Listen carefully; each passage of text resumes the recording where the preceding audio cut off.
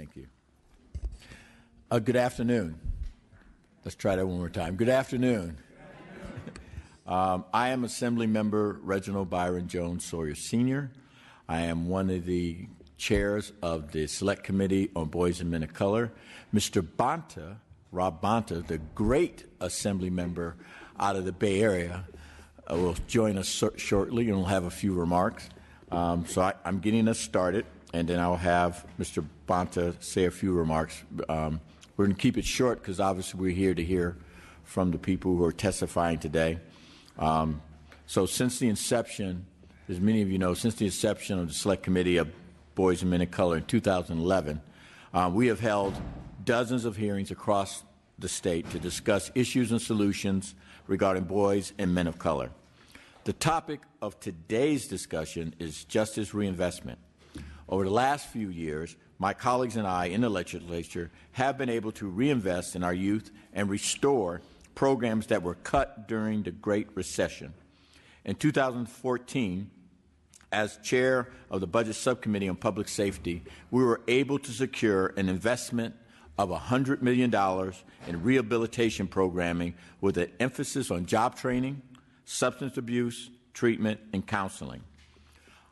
I am proud to announce that this year, Assemblymember Bonta and I are proposing a historic $100 million in grants to nonprofits that have a track record of success in improving the outcomes of boys and men of color. Justice reinvestment is simple. It means to invest in our young men of color to ensure that they have opportunity to succeed despite what they look like or what zip code they grew up in. This will be a hard task for us two co-chairs, but with the fact that we have about 20 plus members who want to be part of the Boys and Men of Color committee, I think starting off hopefully with 26 or more votes at the beginning gets us well on our way for us to secure that kind of money. As many of you know who actually do this work in the community, someone that's able to get, or some group that's able to get a $5,000, $10,000 grant to help boys and men of color could be huge. And in some instances, it could be the meaning between they're able to succeed, they're able to continue, or whether or not they have to fold. We need to do this investment. We need to do this now. With that, I will turn it over to my partner in crime, Mr. Rob Bonta. Good afternoon. I'm Rob Bonta, honored to be one of the chairs of this amazing Select Committee on the Status of Boys and Men of Color, and honored to be serving with my fellow chair, Assemblymember Jones Sawyer, and to have the interest and support of 22 Select Committee members is unprecedented and very exciting. And thrilled today to be able to have a set of panelists to help talk us through some of the best strategies for justice reform and reinvestment. And boys and men of color in our state are being locked up, locked in, and locked out, whether that's being locked into violent environments or environments with trauma and abuse or other toxic stressors, or being locked out of educational and employment opportunities, or literally being locked up in prison. And this Select Committee has the unique opportunity to unlock new paths for these boys and men of color and give them the freedom to live lives animated by justice and opportunity, as well as equity and inclusion. And we all need to do more for our boys and men of color, and that's why we're all here. So I appreciate our partnership and all of the committed interest from so many of my colleagues. And for me, it starts with our children, and one of the issues that's most important to me is the issue of adverse childhood experiences and ACEs. I believe that ACEs are one of the greatest public health crises of our time, and if we don't address them, it can really increase the chances that our children have greater interactions with the criminal justice system. And I often remember those moments that have occurred far too often when I was back home in my own district in the city of Oakland talking to a classroom full of children or youth in an after-school program, and I've asked them how many of them have had personal experience with gun violence. And almost every time, every single child raises their hand. And that's unacceptable. and we need to work together to help create changes that avoid that situation happening in the first place, but also provide the healing and the care that our young people need. And I think each of those children that I speak to has the great potential for brilliance and for genius, but they also need our help and our support and our leadership. And again, that's why we're here. So I want to thank folks for being here today. There are so many leaders in this room that have been able to come be part of our select committee and who are working for justice reform and reinvestment. And I appreciate that work. I want to say thank you in advance. And I also want to say that I believe that one's past doesn't dictate one's destiny. And I also believe in second chances. And we're here to help make sure that those chances are real and supported and provide true opportunity for our young men and boys of color. So looking forward to an inspiring hearing today. Thank you all for being with us. And at this point, I want to turn it over to any select committee members who want to make some introductory remarks, starting with Mr. Cooper. I want to thank the co-chairs for chairing this, and thanks to everyone for coming out here. This is a truly important issue, and I think really it really revolves around kids. Every child deserves a chance to grow up and to be whatever they want, and no child aspires to be a gang member, a drug dealer, or live in a life of poverty. And it's ironic how we can build stadiums and building one down the street and do CEQA exemptions and do all these great things, but we don't take care of our neighborhoods. Think about your worst neighborhood where you live at. It's been that way for 40, 50, 60 years. Why is that? We see redevelopment going around everywhere else. And we're fixing up things, but we're not investing in our neighborhoods. And it's a lot cheaper with that. What do these neighborhoods have in common? Underperforming schools, no banks, no supermarkets, and no sports programs for kids. And that's where I really draw the line at. Kids want and need things to do.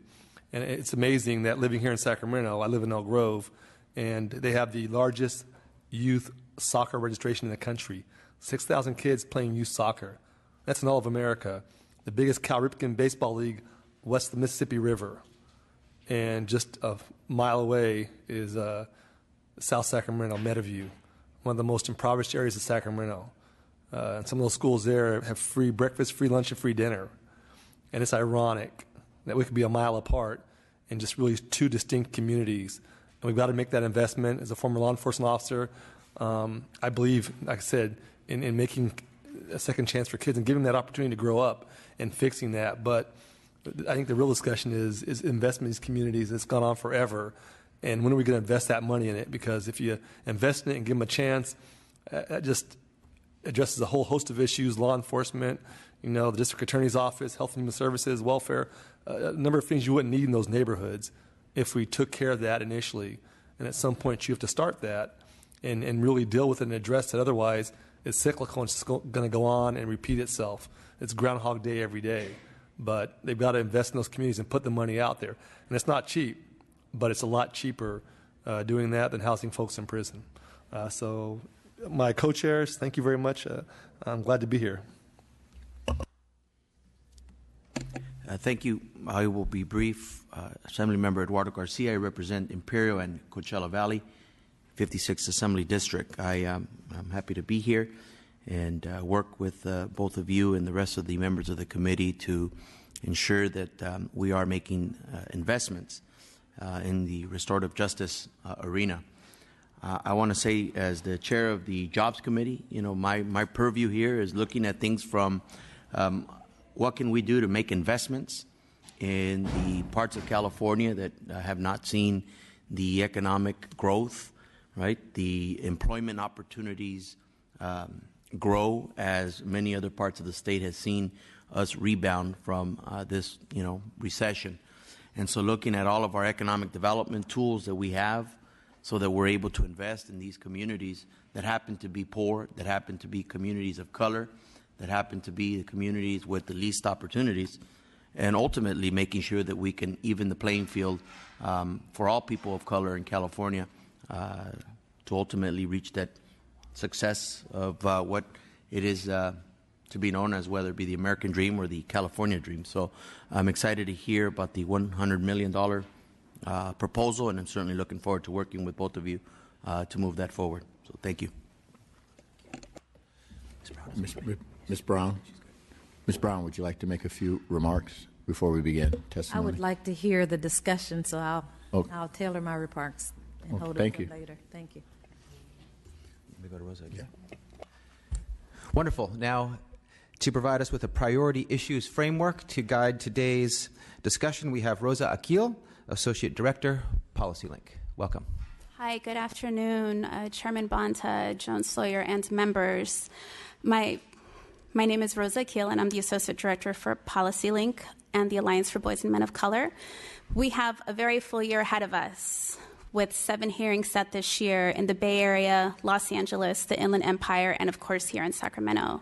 Our hearing today is important because it launches a very important conversation around justice reform and reinvestment. Last year, we saw some progress with the implementation of Prop 47, the signing of important bills like AB 953, SB 227, AB 256, and several others. With the passing of Prop 47 and the enactment of policy through the legislature, we've seen that justice reinvestment can happen along a broad spectrum of ways. And there is still much to do. Broadly speaking, the lack of data in the criminal injustice system, coupled with the lack of accountability, perpetuates lack of faith and trust in a system that is purportedly set up to support its citizens and keep them safe, and instead perpetuates a system that is bent on criminalizing our youth and men of color, of stripping them of their humanity while they face incarceration, and makes it nearly impossible to successfully come home and stay home. Year after year, we see that the need for justice reinvestment has not diminished. Our need far outweighs the resources and prioritization it receives as jail construction has continued to boom, mass incarceration of our young men and boys continues, and we fail to provide the necessary tools to support them to be successful. We must shift the paradigms that too often control what gets done and what doesn't in this building. We have to change the course of history and refuse to give up on generations of our boys and men of color. Their well-being is directly linked to ours. If the rules of engagement or politics don't allow for the changes we need to make, then we need to change the rules. Today, you'll hear from an incredible group of panelists who will share what's been done, what's underway, and what still needs to happen around justice reform and reinvestment. I'm very, very grateful to all of the panelists and youth that have come here from Stockton and look forward to a rich discussion with them, full of learnings and solutions. I would encourage everyone to stay through public comment. We do have some youth from Stockton that would love to share their stories with you, and I think that the conversation would definitely be enriched with their contributions. Thank you so much for your time, and I think we should just dive right into the panels. I'm happy to answer any questions if you have any for me. Part of the challenge that we have as elected officials, it's really great to talk about legislation, and we've gotten quite a few things passed, whether it's willful defiance. I mean, even the governor's talking about sentencing, putting on the ballot to re-look at the way we sentence and our sentencing laws. As I always say, as a recovering bureaucrat, someone that worked to make the laws that elected officials came up with to make them actually happen, there's usually a disconnect between the policies that we come up with, or even this $100 million that we're proposing. How do we connect to make sure it actually gets to the communities, to the community groups, whether it's churches, whether it's nonprofits, whether it's boys and girls clubs, whether it's my main concern is that a lot of resources and money don't end up in the bureaucracy, and I have nothing against bureaucracies, but I'm more concerned about making sure that money gets to those young people you're talking about. I want to make sure 80–90% of that money gets to them so that they are able to succeed. And so I know Policy Links look at the policies, but are there some successful policies that you've seen where the money's actually got to where they need to go, or the resources got to where they need to go, or the law had an actual impact at the real level? Yeah, I think that's a very important question, and I think the answer is twofold. One is I think that one of the challenges that I've heard reiterated in this building many times is the challenge with figuring out how we evaluate the efficacy of the dollars that are spent. it's very expensive to evaluate programs. And so unfortunately, a lot of agencies or organizations aren't able to do that.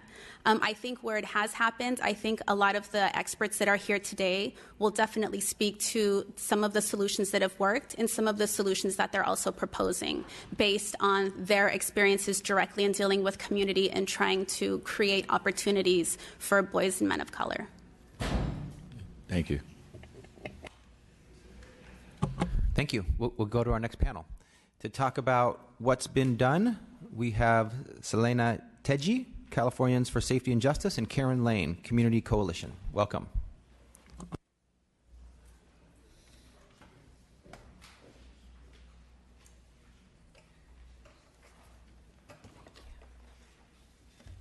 Good afternoon.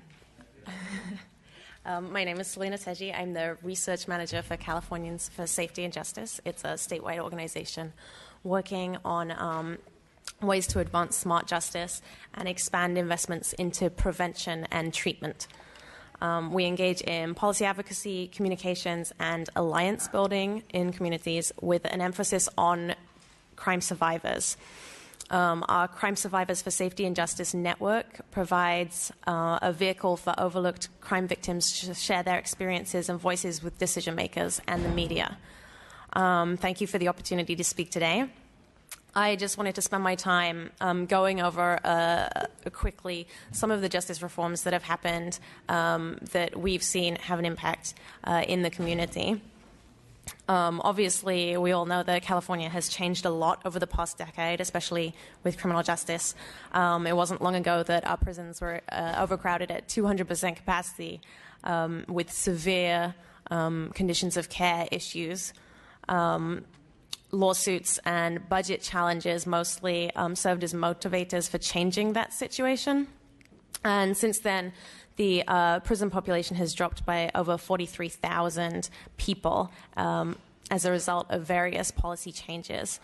We all know about most of them, so I won't go into too many, but one of the more recent ones was voter-initiated. Proposition 47 changed 6 low-level crimes from felonies to misdemeanors, and it applied retroactively. And required the transfer of money saved on state prisons to prevention treatment and victim services. It's had a major impact in its first year. There has been a significant drop in prison and jail incarceration by about 18,000 people. And hundreds of thousands of Californians now can have their records changed and remove felonies from their old criminal records. This is significant because felony records often stand in the way of individuals' access to stability, employment, and housing.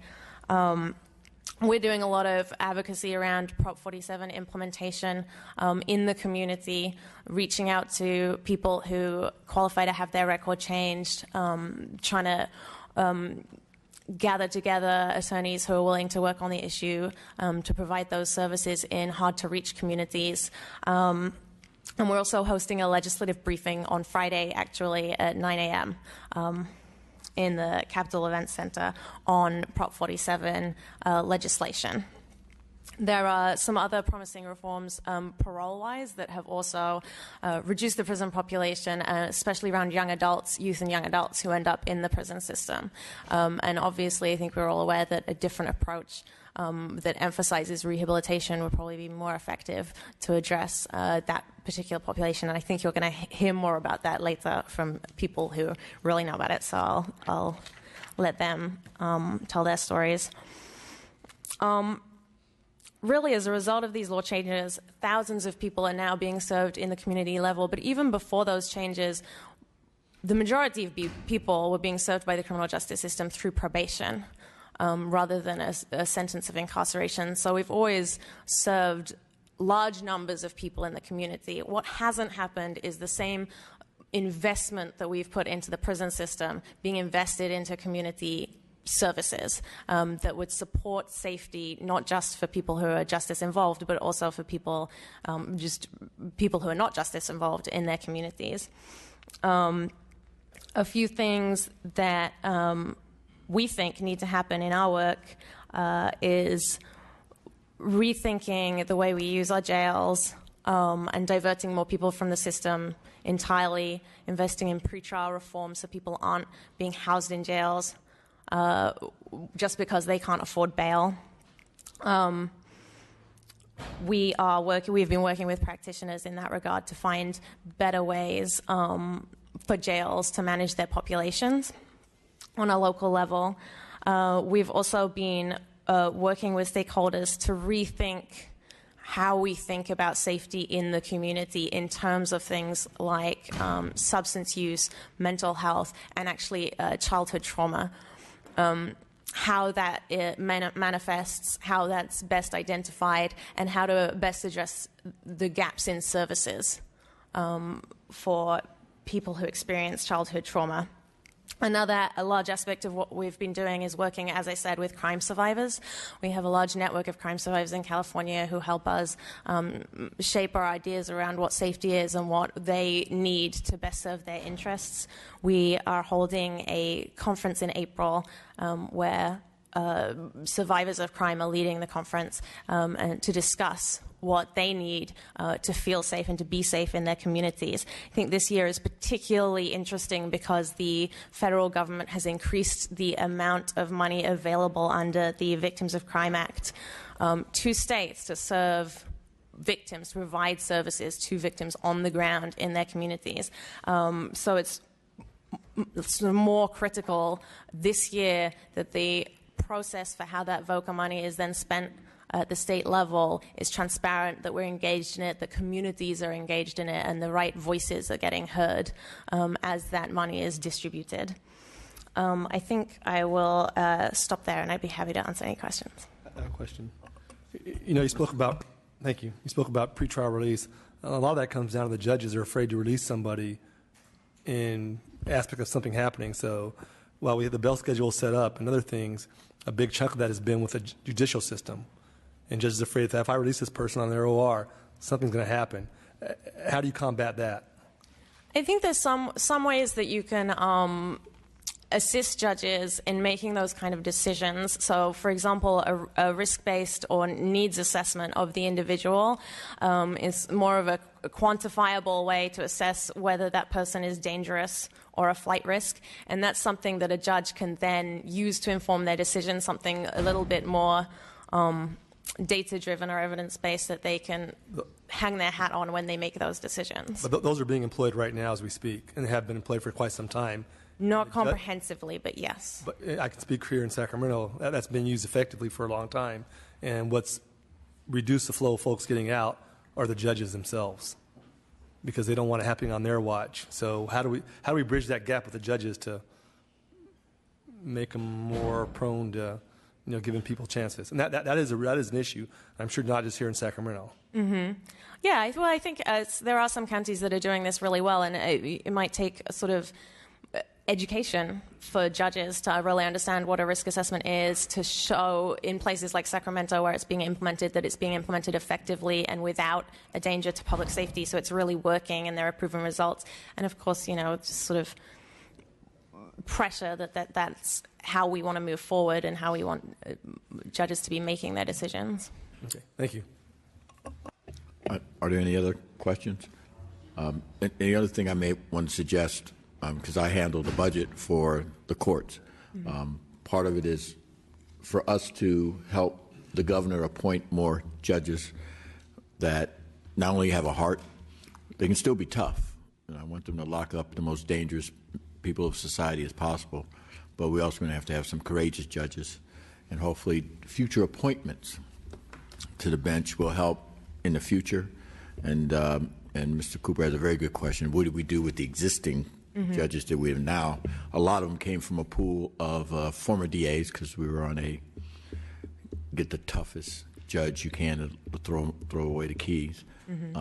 We need to stop that trend and get more fair-minded judges, so that would be good.